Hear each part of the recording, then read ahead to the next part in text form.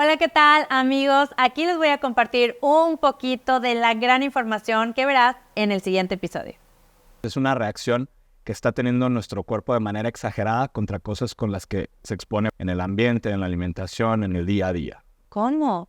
Voy a tener que ir con un subespecialista. ¿Por qué? ¿Y qué estudios le van a hacer a mi hijo y tratamientos? No nos dejemos llevar por los mitos, ¿no? Cada vez hay más espacios donde podemos encontrar información. Que eligen no amamantar a sus hijos o que no lo logran. Y entonces yo tengo que estar informada qué tipo de fórmulas se adaptan mejor. Y poco a poco empezamos a ver en todo México alergias alimentarias.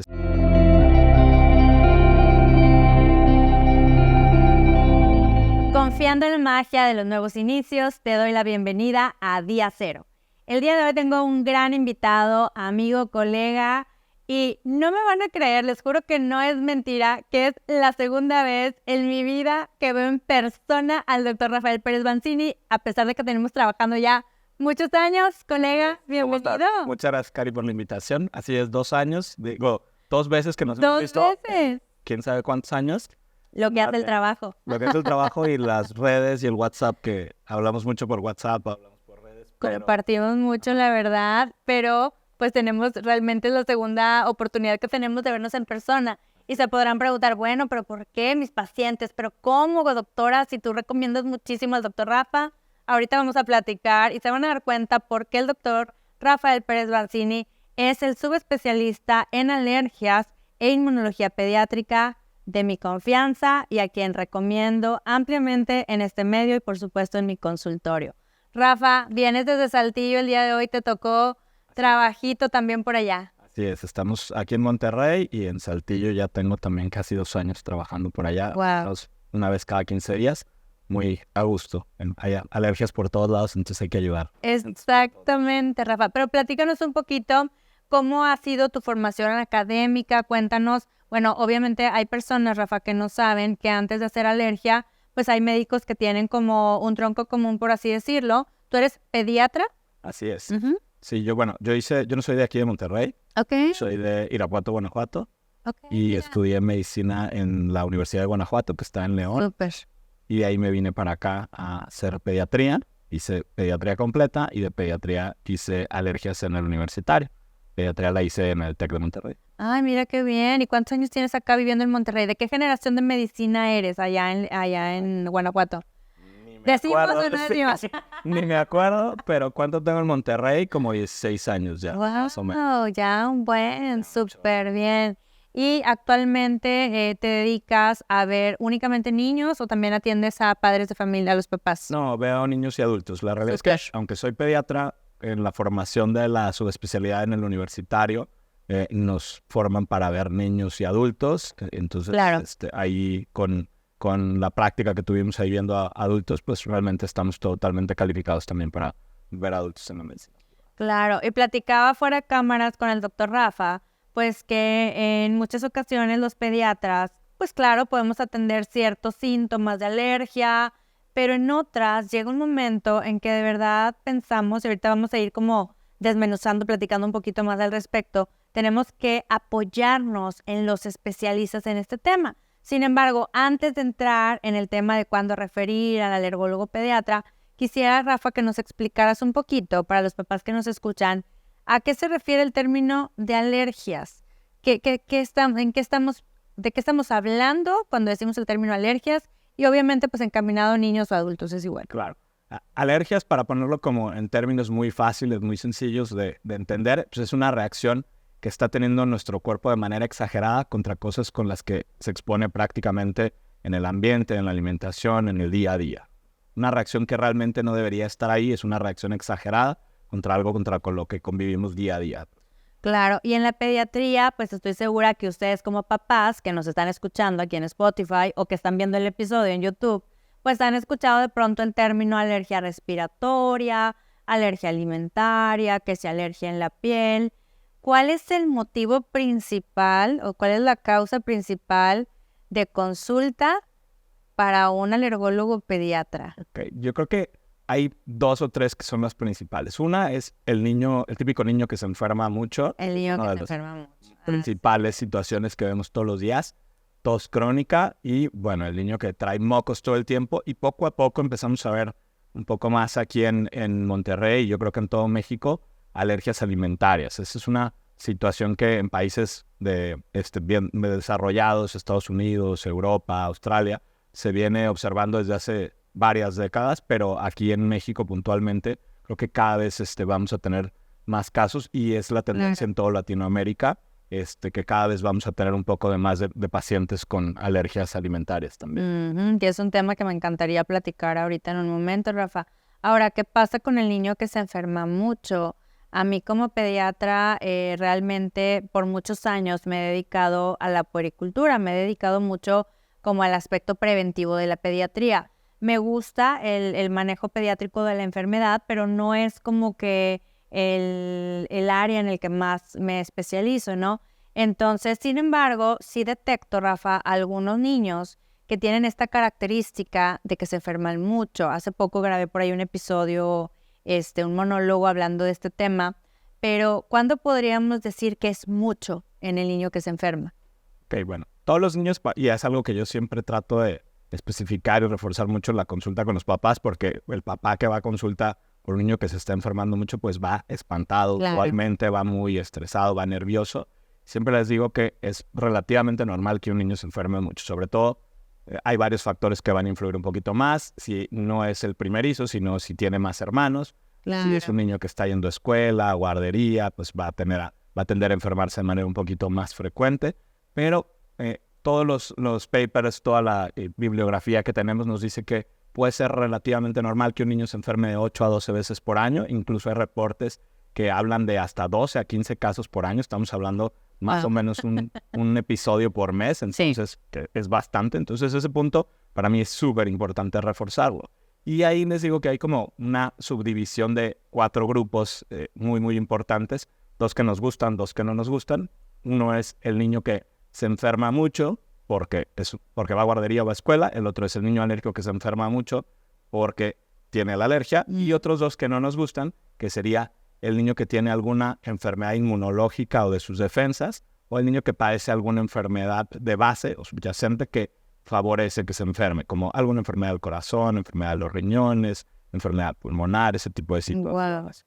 Claro, sí, definitivamente hay casos como enfermedades como fibrosis quística, me imagino, y otras enfermedades que pues van a ser las menos comunes, ¿no? Así es, sí, o sea, tanto las enfermedades del sistema inmunológico o inmunodeficiencias primarias son de las menos comunes, y en segundo lugar las enfermedades, como bien mencionas, una fibrosis quística, una enfermedad del corazón, son enfermedades que no son tan frecuentes, afortunadamente, poniéndonos en el contexto de los niños que se enferman mucho. La mayoría de los niños que se enferman mucho no van a tener una enfermedad de gravedad, sino que van a ser niños sanos que se están enfermando de forma frecuente, o niños con alergias que favorecen que se enfermen de manera un poquito más frecuente o prolongada.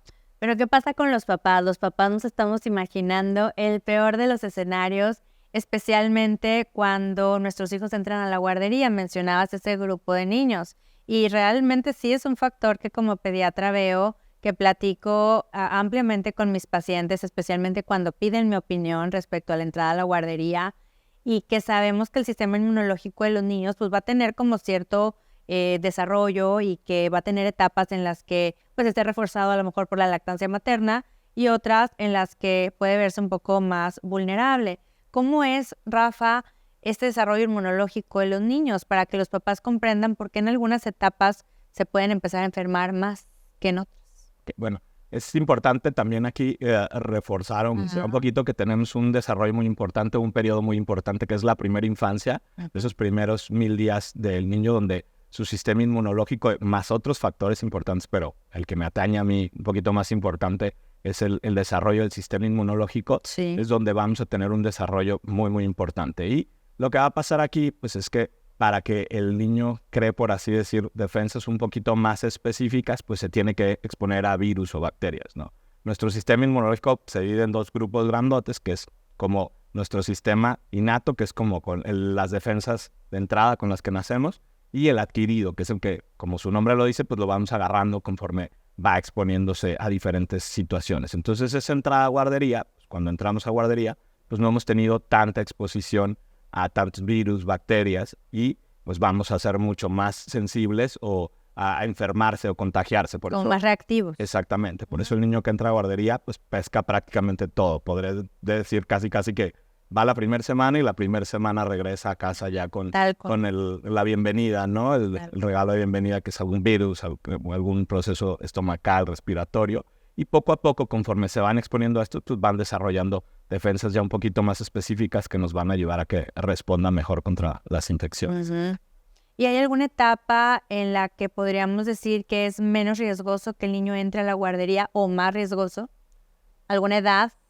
Pues obviamente entre más grande esté, en teoría, pues vamos a tener un poquito más de desarrollo en cuanto a... Porque otro punto que importa aquí mucho es el desarrollo anatómico, ¿no? También entre más grande esté el niño, pues las estructuras están un poquito más separadas, los virus, bacterias tardan un poquito más en viajar, entonces eso ayuda también un poquito para la propagación y pues un poquito más de madurez en el que no se meten toda la boca, no agarran todo, que eso es un factor importante al inicio. Pero yo siempre les digo que no hay como una edad ideal. O sea, la guardería es una bendición o una maldición actual porque la mayoría de los papás trabajan, mamá, papá trabajan usualmente. Entonces es algo que si me dicen a mí, puede entrar a la guardería, puede entrar mientras no tenga algún factor de riesgo. ¿A qué edad? Pues a la edad que la mamá o el papá lo necesite. Idealmente, pues por lo menos que tenga sus vacunas iniciales después de los 2-3 meses, si se puede.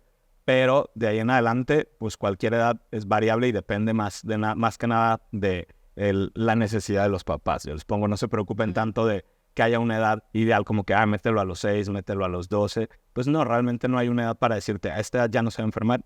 Eso no es viable, no se va a seguir enfermando, pero depende de lo que ellos necesiten, ¿no? Y los vamos guiando y tranquilizando, por así decirlo, para que no se estresen en ese camino de la ida a la guardería de las enfermadas recurrentes.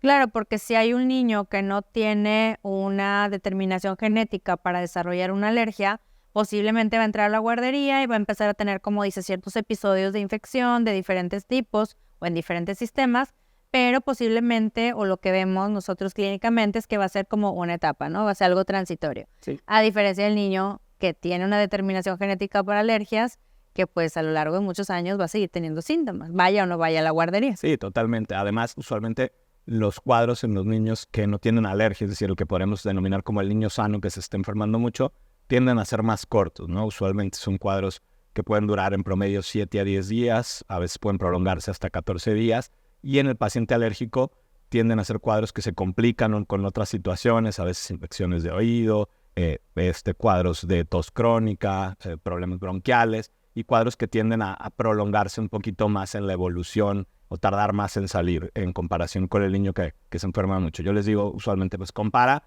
o usualmente te van a decir en el famoso WhatsApp o en el chat de WhatsApp de las mamás de que, ya se enfermó Jesús y a la semana pues va a caer el tuyo y la mamá va a decir, no, pues Jesús a los 5 días se le quitó y no sé, Luis va a durar 2, 3, 4 semanas y cuando ya va entrando el nuevo virus de moda del salón, Luis todavía trae el anterior, ¿no? Y apenas va a salir y ya se está contagiando del otro, ¿no? Entonces es como la diferencia a veces que pudiéramos ver en los niños que tienen alergia, que tardan un poquito más en controlarse. Y ahorita hablabas un poco acerca de las características anatómicas de los niños.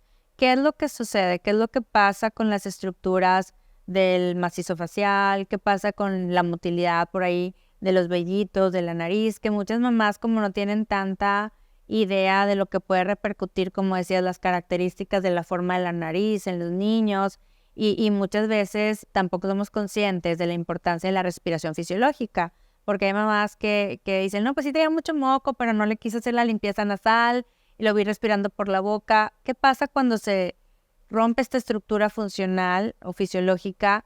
¿Y qué pasa con esas caritas chiquitas con senos paranasales o vías aéreas más estrechas? Bueno, ahí es bien importante esto que mencionas, ¿no? El aseo nasal, la movilización del moco, porque el moco que se acumula es el que más fácil se va a infectar, ¿no? Entonces, los aseos nos ayudan muchísimo a que todo este moco no se atore, no se infecte, y es una de las situaciones que vemos en niños más pequeños, ¿no? Si el espacio es muy pequeño, pues el moco se acumula más fácil, viaja más fácil en la vía respiratoria, también favorece un poquito más eso de las infecciones de oído. ¿Por qué? Porque la trompa de Eustaquio está, podríamos decir, horizontalizada, entonces el moco por pura gravedad va al oído y por eso los niños más pequeños pueden enfermarse un poquito más de infecciones de oído. Y todo eso se va modificando cuando van creciendo. Las estructuras se hacen un poquito más amplias, entonces ya no hay esa facilidad de que el moco se atore, por así decirlo, tan fácil. Tan fácil. Y las bacterias pues no se van a pasar tan fácil. Claro, y no les gustan a los niños ni a los papás los lavados nasales. No, la tortura, pero bueno, creo que una vez que tanto el niño como la mamá lo descubre y se empiezan a encariñar con ellos y ya hay niños que A ver los beneficios. lo piden de todos los días, ¿no? O sea, yo ya tengo pacientes que llegan y me dicen, no, hombre, yo le digo a mi mamá que me haga el aseo en la mañana y en la noche, hasta él es el que se acuerda o ella es la que se acuerda. ¿Por qué? Porque se siente mejor, duerme mejor, está más cómodo y se enferma menos. Entonces, Totalmente. Ahora, ahorita que estamos aquí aprovechando al experto, ¿cómo ves? ¿Aseo nasal o lavado nasal? Ahora que pues ya hay muchos medios digitales en los que se comparten muchos videos, sé que muchos papás han escuchado del aseo nasal, por así decirlo, que se utilizan sprays comerciales, aspiradores nasales para bebés, y también está el llamado pues jeringazo o lavado nasal. Pros, contras, ¿qué yo recomiendas? creo que depende también ahí de la intensidad de los síntomas, ¿no? Obviamente un aseo nasal diario es como, yo les digo que es como lavarse las manos, o sea, si tú te lavas las manos, ¿por qué no te vas a lavar la nariz todos los días? Entonces, cuando la sintomatología o los síntomas son muy, muy escasos, un aseo nasal puede ser más que suficiente. Ya en un paciente a lo mejor que trae mucha secreción, mucho moco, mucha sensación de moco atrás de la garganta, lo que conocemos ahí como descarga retronasal, un lavado va a ser un poco más beneficioso porque ahí sí realmente vamos a mover y vamos a sacar todo el moco. Y ahí también un punto importante, tampoco abusar de los aseos y los lavados, porque eso puede lastimar ahí también un poco la mucosa, puede incomodar al paciente, entonces hacerlos también con mesura, ¿no? Dependiendo de la frecuencia e intensidad de los síntomas. ¿Qué tanto podría ser, por ejemplo, en un niño que está pasando por un cuadro de infección respiratoria leve? ¿Qué tanto podría ser como adecuado hacer el lavado nasal en un día? Yo creo que podremos hacerlo 4 a 5 veces al día, o sea, ya hacerlo como... Una buena cantidad de veces. Sí, o sea, sería como que nuestro máximo por ahí, porque si no vamos también irritando ahí la mucosa nasal y nos vamos también al otro lado. Y también volvemos a la incomodidad ahí que a veces podemos generar y la aversión que le podemos generar a nuestros hijos. Entonces, 4 para mí es como que suficiente, como un buen lavado nasal. Y ya, igual con los aseos, porque luego también podemos brincarnos hacia el otro lado y estar con aseos cada hora, lavados cada hora, y eso se vuelve algo como medio ya demasiado irritante para el paciente y para los papás, ¿no? Es tortura para los dos, ¿no? Porque todos Sí, a sufren. veces es difícil.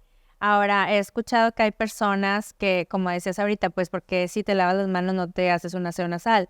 O sea, ¿recomendarías como que un lavado nasal sea parte de una rutina de limpieza? Puede considerarse como una rutina de limpieza, o sea, Ok. hacerlo en la mañana y en la noche, así como nos lavamos los dientes en la mañana y en la noche, es una buena opción para movilizar ahí virus, bacterias y que no nos enfermemos tan fácil. Todos los contaminantes ahora que tenemos también en el aire, todo este tipo de partículas, alergenos para los pacientes alérgicos también, los aseos nasales funcionan bastante bien. Claro. Ahora, yo la verdad es que les decía, la verdad es que no habíamos tenido la oportunidad como de compartir mucho en persona, pero realmente tengo mucho tiempo comunicándome con el doctor Rafa en la referencia de pacientes. Muy amablemente me comparte, Karina, vi este paciente, dejé este tratamiento, diagnóstico. Y esto es algo que yo te agradezco bastante, Rafa. A mí me da mucha confianza y mucha seguridad el poder tener ese nivel de comunicación contigo, porque ustedes deben saber como papás que no es fácil el que tu pediatra te refiera con un alergólogo pediatra. Quizá para algunos pocos papás es como, muy bien, sí, vamos con el alergólogo. Quiero decirles que para muchos pacientes es, ¿cómo? Voy a tener que ir con un subespecialista, ¿por qué? ¿Y qué estudios le van a hacer a mi hijo y tratamientos? Ahora, yo te envío pacientes cuando siento que los tratamientos que yo llamo, no sé si es correcto, de primera línea para el manejo de las enfermedades respiratorias que se están volviendo como muy constantes, pues no está dándome resultado, ¿no? Cuando veo que está ocasionando una alteración en la calidad de vida de mi paciente, cuando veo que ya estamos empezando a tener no una falla de medro como tal, que ya es una falla muy grave del crecimiento, sino veo en los indicadores de desarrollo que nos estamos retrasando, hay alteraciones en el sueño, en el buen dormir, en el buen comer, que ya nos platicarás al respecto. Pero, ¿cuándo consideras que un niño que está teniendo estos eventos de alergia de cualquier tipo debería de ir a una interconsulta contigo como alergólogo? Bueno, como lo mencionaste, para mí uno de los puntos más importantes es la calidad de vida. La calidad de vida del paciente es creo que de los puntos más importantes y que cada vez tomamos más en cuenta. Usualmente una alergia, una rinitis alérgica, que es el traer mocos, estornudos, la congestión, pues no te va a matar, ¿verdad? Pero Claro. sí pone o altera la calidad de vida, ¿no? Son niños que duermen mal, a lo mejor ya no están rindiendo en la escuela, andan más irritables. Lo vemos también ahora cada vez más, o sea, bullying ahí por los síntomas respiratorios, el niño que siempre le echan carro porque trae moco, porque trae el Kleenex todo el tiempo, porque Es está lo que tosiendo decir, todo el ¿cómo es el tiempo. niño alérgico? Entonces, ¿Cómo se ve un niño alérgico? ¿Qué vemos usualmente? Pues es un niño, o sea, cuando hablamos, porque ahí depende mucho de el tipo de afectación que estemos viendo, pero si hablamos y nos vamos a los cuadros respiratorios, el paciente con alergia usualmente lo que va a tener son síntomas que llamamos irritativos, comezón en la nariz, comezón en los ojos, comezón en los oídos, comezón en el paladar. Es el niño que típicamente se está tallando, por así decir, la nariz o se está empujando la nariz hacia arriba, que eso lo conocemos como el famoso saludo alérgico, es decir, que la alergia nos está saludando. Niños que estornudan mucho y que cuando estornudan mucho lo hacen varias veces. Yo lo digo que es como una metralleta, lo que conocemos como el estornudo en salva, que es uno tras otro. Se les tapa frecuentemente la nariz y es el niño que usualmente trae el moco ahí transparente que esté escurriendo y que, como lo vemos o lo vemos muchos papás, llega con el suéter o con la chamarra o la chaqueta pues, llena de moco, ¿no? ¿Por qué? Porque se está limpia y limpia. Ese es como lo más característico. O niños que tosen, ¿no? Tosen cuando corren, tosen cuando se agitan, tosen cuando lloran, tosen en las noches. Ese tipo de síntomas también son datos muy característicos hablando de síntomas respiratorios para pensar en un problema de alergia. Ok, hace ratito mencionabas algo acerca de la alergia alimentaria. Entonces, yo había escuchado algo por ahí en mi formación como pediatra, algo que conocíamos como la marcha alérgica.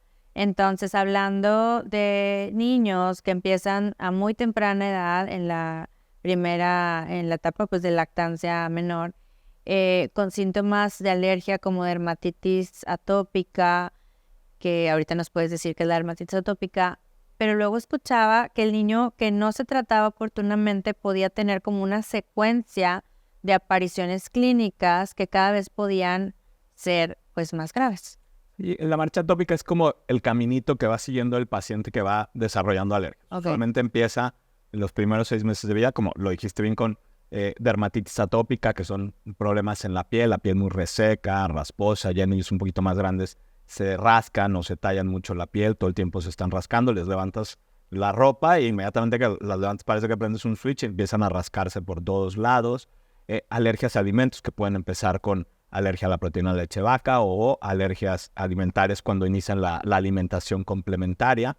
Y eso después migra a empezar con síntomas respiratorios, ya sea síntomas de los que mencionábamos ahorita, comezón en la nariz, estornudos, moco, o ya un problema un poquito que podríamos decir mayor, que tampoco quisiera o sonar como alarmista, o sea, el asma, ¿no? O sea, que a veces es otra de las situaciones que nos espanta mucho, pero que va muy de la mano con todos estos problemas de alergia y que afortunadamente el asma por alergia tiende a controlarse bastante bien en la mayoría de los niños cuando lo diagnosticamos y lo tratamos de manera adecuada.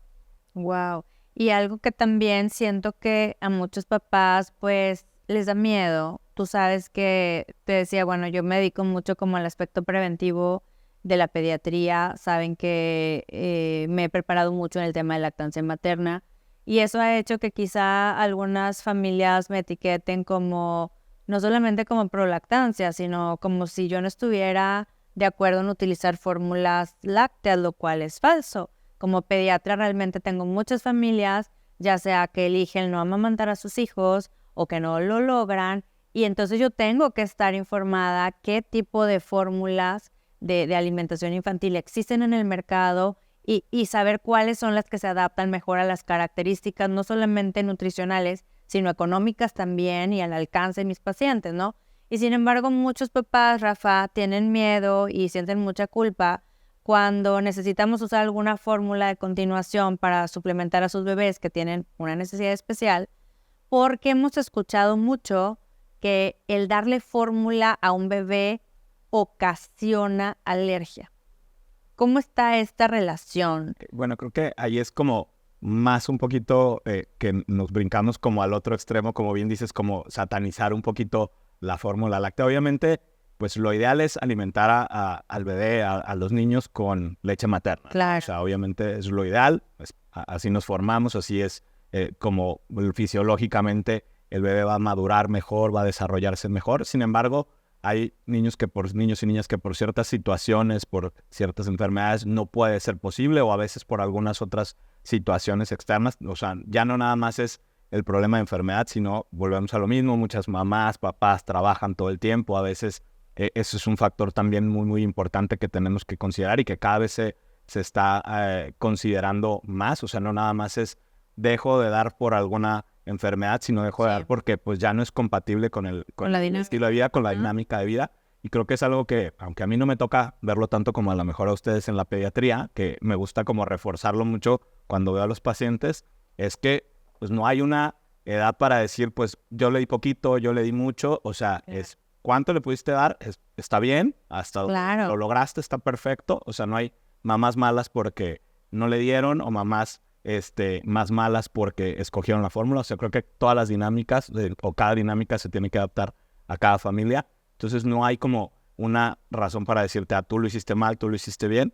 O sea, pero sí un punto que creo importante es no satanizar ninguna de las dos cosas, no irnos a los dos extremos, ¿no? Claro. Como mencionaba, la lactancia materna es el ideal porque tiene varias situaciones o varios puntos que nos van a ayudar muchísimo más, como va a tener lactobacilos, bifidobacterias, va a tener inmunoglobulinas que van a ayudar al desarrollo del sistema inmunológico o a suplantar o ayudar al niño que no se enferme tanto. Claro. Ese es como el ideal, y obviamente también tiene factores de crecimiento y factores de tolerancia que ayudan al niño un poquito a generar una mayor tolerancia contra los alergenos a los que la mamá está expuesta y a los que se va a exponer. Entonces, es como un factor protector para el sistema inmunológico. Sin embargo, las fórmulas, que cada vez se han hecho fórmulas mejores, por así decirlo, buscando parecerse a la leche materna, pero pues no lo han logrado. Aunque no le lleguen, pero se han perfeccionado. Entonces, prácticamente podríamos decir que no está mal utilizar una fórmula y no por dársela vamos a hacer al niño alérgico como tal. Lo que quería. O sea, no los vas a provocar, o sea, no le vas a provocar tú la alergia por darle la leche. Hay niños que ya pueden traer esta predisposición y que a lo mejor no van a tener esta protección que mencionamos ahorita, que sería el factor, pero no por darle la leche de fórmula lo vamos a hacer alérgico como tal. Exactamente, sí, que es lo que muchos papás como que les queda la duda. Definitivo decimos, la lactancia materna es lo mejor, pero si no puedo, o cualquier circunstancia ajena a muchas veces incluso a la voluntad de los papás, no es como que la fórmula los hace alérgicos, sino que el que tiene una predisposición alérgica, genética, a la proteína de vaca, puede, claro, entonces, ahí son obviamente. muchos factores genéticos, factores ambientales que llamamos o del entorno que van a favorecer el desarrollo de la alergia como tal, pero no va a ser porque tú escogiste darle nada más 1 mes, 2 meses, lo vas a hacer alérgico o la fórmula lo va a hacer alérgico, ¿no? Trae ahí alguna predisposición de la que podríamos pensar y eso va a favorecer que hagamos esa alergia.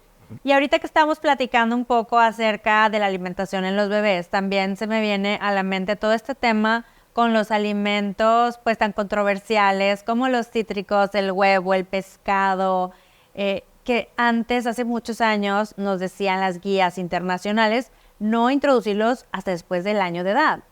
Y hace algunos años nos dicen, no, espera, es que ahora la evidencia científica dice que deben introducirse antes del año porque incluso podría haber algún factor de protección. Sí, ese es un punto súper importante y yo creo que es uno de los principales temas ahí de discordia o de alarma a veces en la consulta, porque pues traemos mucha información de atrás y a veces quitar algo que llevamos años y años escuchándolo, cambiarlo, es como muy, muy complicado, ¿no? Ya sea por costumbre o por miedo, puede ser a veces así, pero definitivamente hay mucha información que ya nos habla de que en la alimentación complementaria debemos de hacerla desde edad temprana, 5 o 6 meses, dependiendo de las guías que leamos. Como mencionabas, bien importante esa situación de que el aparato digestivo, el aparato gastrointestinal va madurando y todavía faltan ciertas enzimas de producirse en ciertas cantidades que lo van logrando los bebés conforme van creciendo. Entonces ese punto es muy importante para la introducción de alimentos desde todos los puntos de vista, ¿no? O sea, metabólico, inmunológico en el lado de las alergias. Entonces los dos extremos para las alergias son como muy, muy importantes, ¿no? O sea, entre más temprano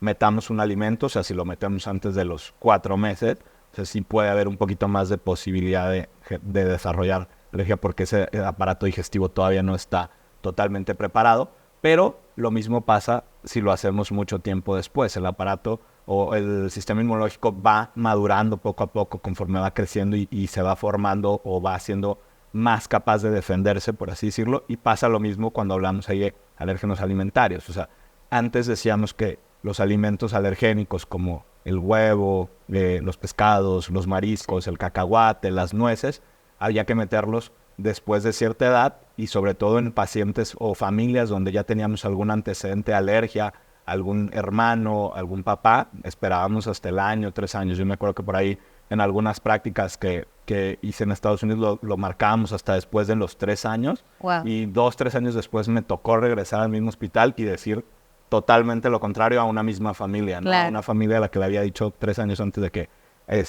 te tenías que esperar 3 años, llegaron nuevamente y me tocó la casualidad de verlos y, oye, pues ahora es al revés, ¿no? Ahora, aunque tú tienes alergia al cacahuate en la familia, pues hay que meterlo desde los 6, 8 meses porque sabemos que desde el punto de vista inmunológico, entre más temprano metamos esos alimentos alergénicos, el cuerpo los va a tolerar mejor y si lo hacemos más tarde hay más riesgo de que vayan a desarrollar alergia. Entonces tenemos que buscar que ese grupo de alimentos alergénicos entren entre los 6 y los 8 meses de edad para generar tolerancia y no generar reacciones alérgicas. Qué importante porque sé que efectivamente hay muchos papás que nos van a escuchar o nos van a ver en YouTube que, como dices, tuvieron un hijo quizás hace 10 años y ahorita están teniendo a su tercer o cuarto hijo y les tocó todo diferente. Súper diferente. En alimentación complementaria. Entonces todo cambia, ¿no? O sea, a lo mejor ahí yo no me voy a meter mucho porque ya no me consideraría el experto, pero desde las técnicas o las indicaciones que les damos en la alimentación complementaria, cómo se daba antes a cómo se dan ahora, es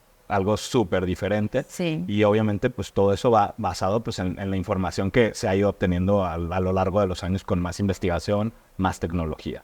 Claro. Ahora, es bien padre platicar contigo y como reforzar conocimientos y que nuestros pacientes conozcan más de tu trabajo.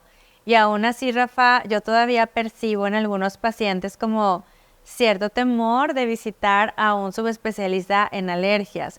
Como que siento que hay mucho prejuicio respecto a qué me va a decir el alergólogo. Me va a poner al niño en una burbuja, va a ser súper complicado los tratamientos. Muchos están pensando en las pruebas de dermorreacción muy dolorosas, vacunas inyectadas cada semana.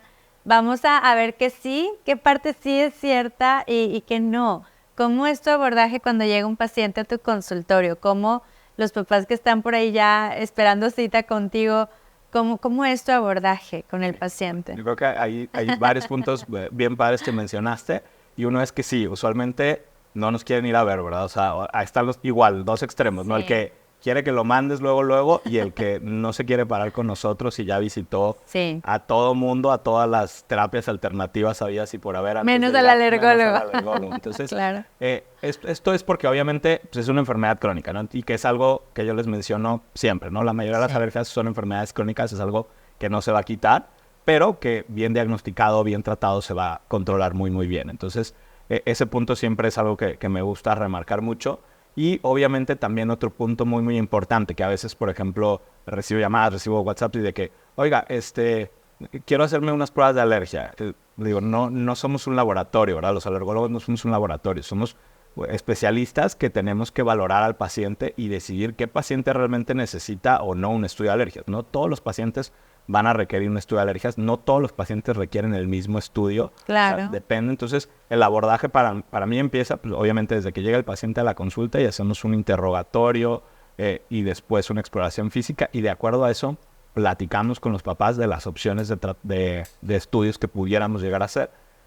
Sí, hay mucho miedo, bien infundado, diría yo, porque las pruebas pueden ser molestas. Antes eran mucho más dolorosas, las técnicas que se utilizaban eran mucho más cruentas o más molestas. Ahora ya tenemos dispositivos un poquito más nobles, que les digo yo, que ya no están tan salvajes. Entonces la prueba es muy rápida, poco molesta. Y creo que también depende mucho de explicarle al papá y explicarle a los niños, ¿verdad? Los niños se entienden, ¿no? Si nosotros les explicamos, o yo trato en cada consulta, de hecho, a mí casi no me gusta hacer las pruebas en la misma consulta en la que los veo por primera vez. La primera consulta creo que es como bien importante abordar, escuchar y explicarles qué es lo que está pasando con sus niños, porque la mayoría de las veces volvemos a tocar, es un tema que ya lleva meses o incluso años. Hay reportes allí que los pacientes llegan al alergólogo hasta después de 7 años de estar teniendo síntomas, entonces es como muy tardado. Entonces creo que primero es como meternos todos, hacer equipo y estar como en el mismo canal. Y ya las pruebas, no es una urgencia hacer una prueba de alergia, ¿no? La prueba de alergia nos va a ayudar en el diagnóstico y obviamente en el tratamiento, pero yo siempre busco que primero se entienda por qué las vamos a hacer y qué vamos a hacer. Sí. Y que el paciente también, porque muchas veces son los niños los que vemos, que le pierda el miedo a lo que vamos a hacer y que entienda bien qué vamos a hacer. Molesta un poco, pero todas estas pruebas cutáneas suelen ser sencillas y si el paciente está bien informado, bien enterado, usualmente las va a tolerar bastante bien y se va a dejar en la mayoría de los casos sin mayor problema. Ya.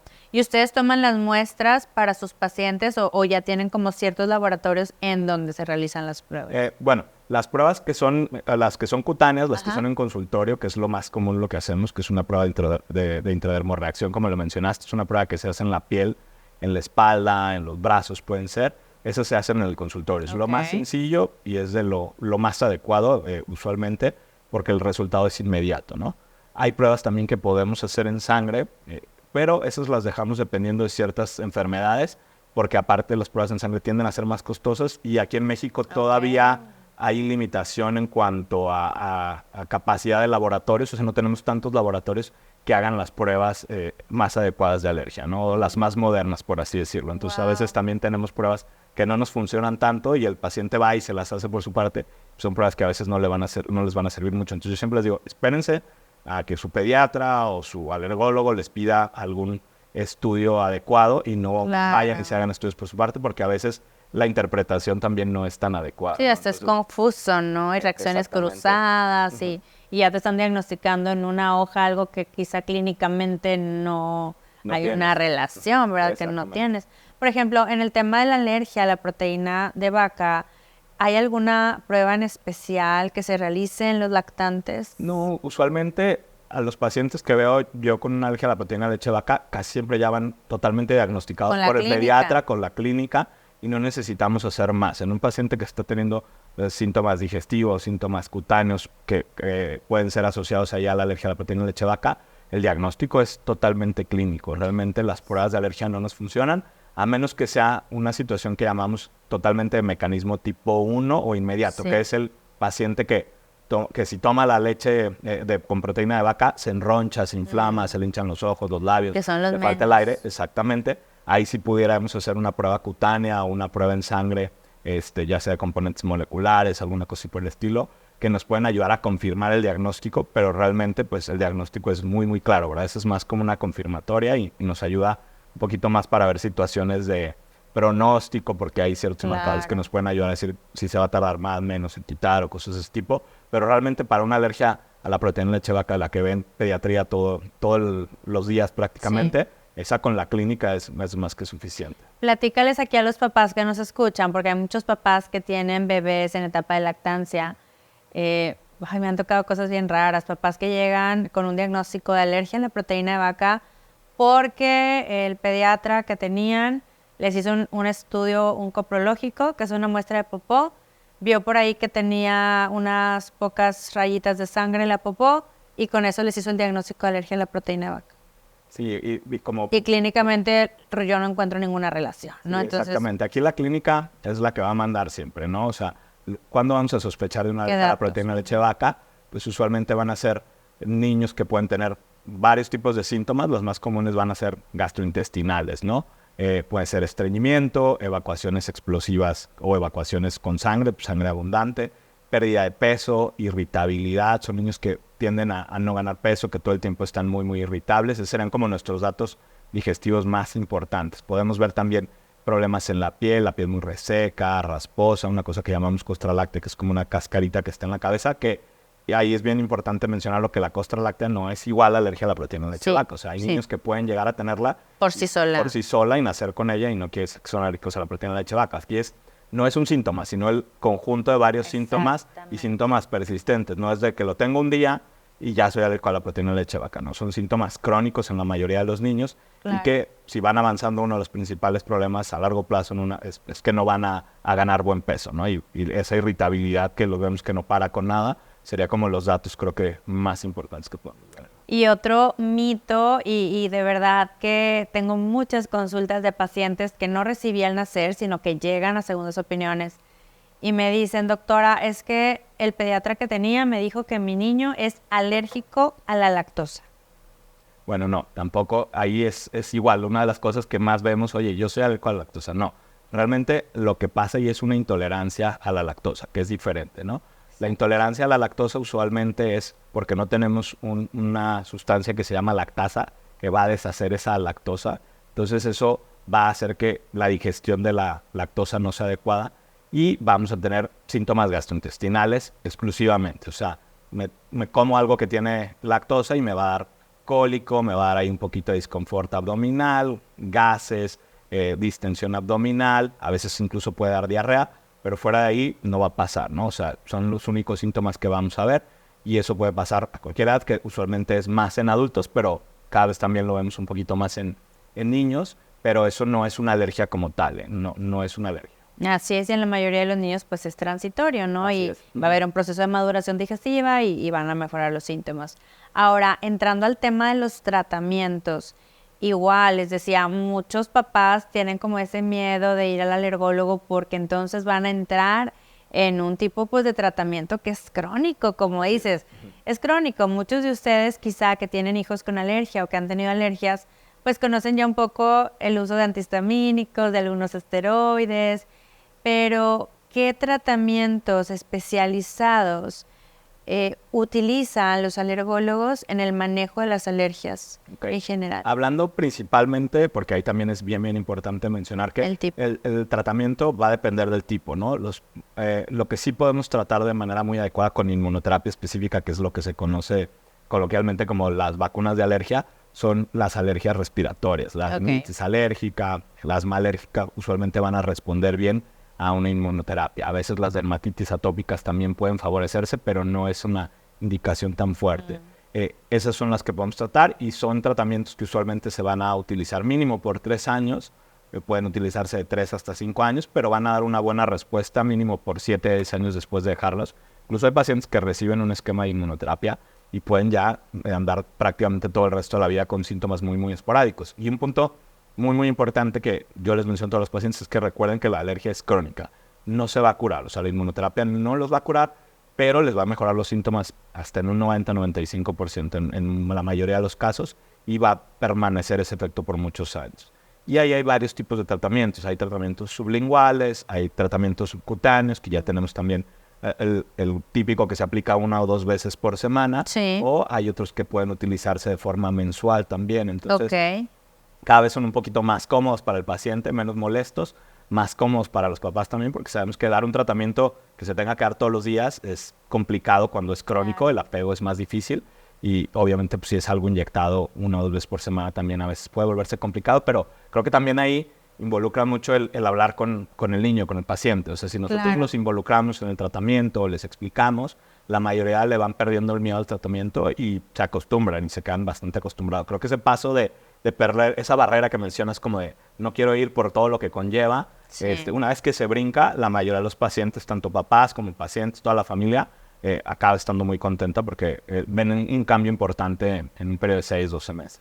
Claro, y sobre todo, y creo que una parte muy fundamental del tratamiento de cualquier enfermedad pediátrica y especializada es la prevención de complicaciones, ¿no? Totalmente. Y luego, bueno, obviamente, sí, decíamos, pues hay mucho como todavía prejuicio de ir al alergólogo, etcétera, pero también para muchos papás es como incluso darse cuenta que los síntomas que tienen sus hijos realmente ellos los han tenido por 15 años.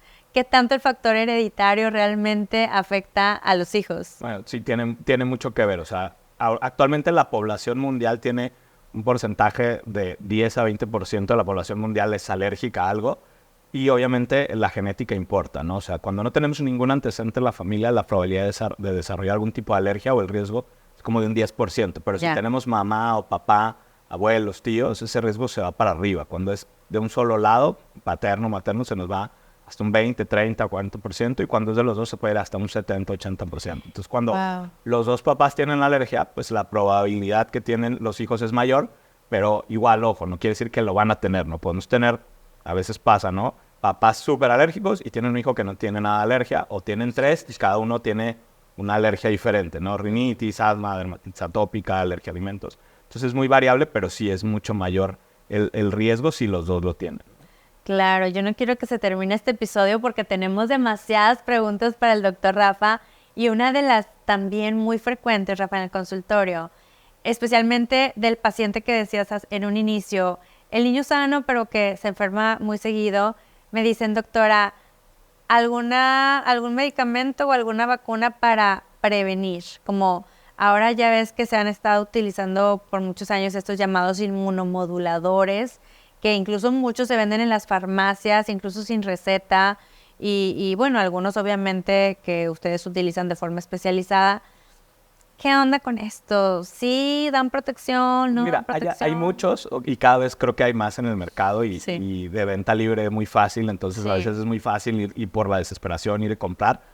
No todos funcionan muy bien, hay algunos que pueden llegar a utilizarse bajo ciertos puntos en específico. Hay un estudio muy grande que se hizo algunos 3, 4 años, donde se siguieron a pacientes que se estuvieron dando un inmunoestimulante por cierto periodo de tiempo, y se vio que en ese tipo de pacientes sí reducía sobre todo el riesgo ahí de complicaciones respiratorias, episodios de broncoespasmo. Claro. O sea, entonces hay algunos que llegan a funcionar, pero ahí volvemos a lo mismo, hay que individualizar cada paciente. No todos van a funcionar en todos los niños y tenemos que evaluar el contexto en el que se desenvuelve el niño y el tipo de enfermedades que pudiera estar presentando, y si tiene, por ejemplo, también esta sobrecarga de la alergia, ¿no? Que va a ser un factor muy, muy importante. O sea, así a grandes rasgos no hay nada que vaya a hacer que los niños dejen de enfermarse, ¿no? O sea, el que quiera comprar o compre algo que nos diga de que voy a tomar esto y ya no se va a enfermar, no existe, ¿no? O sea, que ya nos hubiéramos quedado todos sin trabajo. Sí, ¿verdad? O sea, no Así existe, es. pero funcionan bajo ciertas características, bajo ciertos puntos. Claro, y recordar que los buenos hábitos, especialmente cuando tenemos en la familia la predisposición genética para los padecimientos alérgicos, pues es bastante importante. Y bueno, este episodio casi está por terminarse, pero ustedes saben que no podemos dejar ir al doctor Rafa sin que nos comparta, claro, como persona, como la persona que está detrás del especialista, alguno de tus días cero más importantes, impactantes, un momento en el que digas, híjole, no, me acuerdo de esta etapa de mi vida que fue súper difícil, tuve que empezar de cero, pues porque te ven en el escritorio como el doctor, imagínense toda la información que nos compartió, pero también hay un ser humano aquí atrás del especialista. Que yo creo que estuve pensando ahora que me invitaste, que la verdad creo que soy muy afortunado porque no creo que haya tenido tan malas experiencias. Parece que mi vida ha sido muy padre, o sea, y a todo le he sacado provecho y no puede decir que hay algo así malo específico. Alguna de las cosas que sí recuerdo que es así como un punto importante en mi vida, que involucra un poquito lo personal y profesional, es cuando, Sí. cuando recién había entrado a la carrera. Yo creo que todos entramos muy chiquitos a la A carrera de medicina. medicina y no sabes ni a qué te estás enfrentando, ni a dónde vas. Entonces lo tomas a veces como muy a la ligera y creo que yo no le daba la dimensión a lo que estaba estudiando, o no le daba a lo mejor tanto la importancia, y todavía andaba como más en el relajo, los amigos, etcétera. Y por ahí hubo un suceso familiar, fallece mi abuelo de repente, o sea, Sí. de ser una persona grande, pero relativamente sana, un episodio ahí que a lo mejor se pudo haber evitado si hubiéramos estado más al pendiente en cuanto al diagnóstico, que Ya.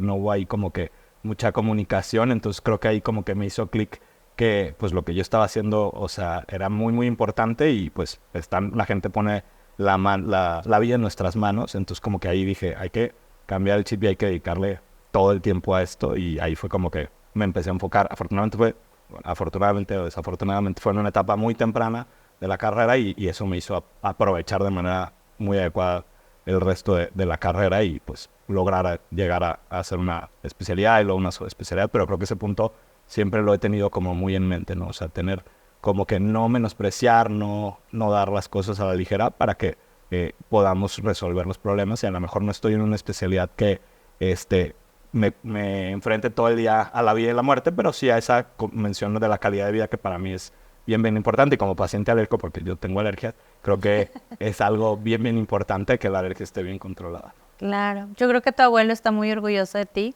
y estoy segura que se siente también muy feliz de verte triunfar, porque eres un triunfador. Yo te admiro mucho sin conocerte personalmente, yo te admiro mucho por tu trabajo. Mis pacientes saben que cuido mucho el referir a un médico subespecialista, es para mí una gran responsabilidad.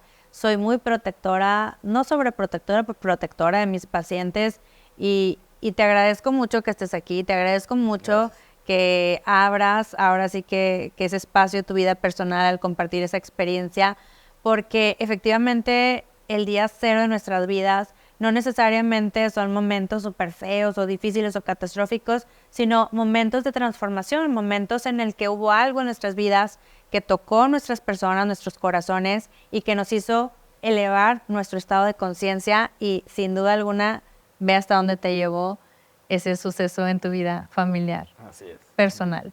¿Qué les dirías a los papás que nos están escuchando por aquí, que acaban de escucharte todo este episodio hablando acerca de alergias en pediatría? Bueno, uno, que las alergias se controlan bien, no le tengan miedo a los tratamientos de alergias, o sea, podemos lograr que la calidad de vida, tanto de sus niños y muy probablemente de ustedes papás que tienen seguramente un poco de alergia también, y que no nos dejemos llevar por los mitos, ¿no? Cada vez hay más mitos y tenemos más espacios, o afortunadamente tenemos más espacios donde podemos encontrar información a la palma de la mano, pero buscar información adecuada, no dejarse llevar por información inadecuada, siempre tratar de reforzar esa información, tanto con su pediatra, con su médico familiar, con nosotros, y no dejarse llevar nada más por lo que vemos o leímos en alguna página o vimos en algún TikTok. O sea, siempre buscar reforzar, porque a veces le podemos dar un poquito más de importancia a ese tipo de situaciones, y no, creo que hay que irse por las recomendaciones más adecuadas y siempre van a ser de, pues, tu pediatra de confianza, porque lo escogiste a él,